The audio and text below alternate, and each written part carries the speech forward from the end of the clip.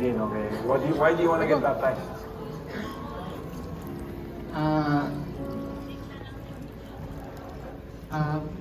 First, I want you to know po na I have a broken family. And that brokenness inside my heart po led me into a barkada na they normally do sins. They normally do that things na nagdi-dishonor kay God, and yun po. Napasama po ako doon, and I do the things that they do. But I have that one friend po na in-invite po ako dito sa church. And doon po nagsimula na mag-move sa akin si God, na ang dami niya pong binigay sa akin, ang dami niya pong pinakilala sa akin ng mga tao po na mas lalo pong hinihila ako palapit kay Lord.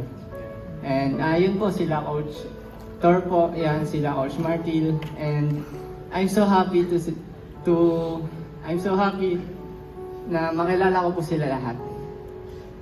And actually po, God never fails to impress me po, kasi as nabanggit ko po na I have broken family, but yung family ko po, nandyan po sila. Wow.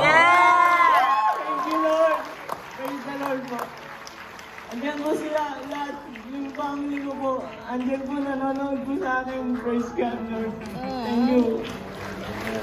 Lawrence, how are you? Coach, move forward na lang yan. Coach Arlie, can you pray for Lawrence? Lord, let's all extend our hands to Lawrence. Lord, marami pong salamat sa buhay ni Lawrence. Lord, we recognize, Lord, na ikaw talaga yung nagdala sa kanya dito. It is you who brought him to this place. It is you who have led him, Father, to get to know you more. And Lord, as he publicly declares his new life in Christ, Lord, we thank you for the victory that he has experienced. Thank you for the new life. And Lord, we're just excited kami talaga, Lord, sa lahat ng gagawin mo sa buhay niya, sa pamilya niya, at sa lahat ng blessings na ibibigay mo sa kanya. Lord, we lift up to you the life of Lawrence. We bless him in Jesus' name. Amen. Lawrence,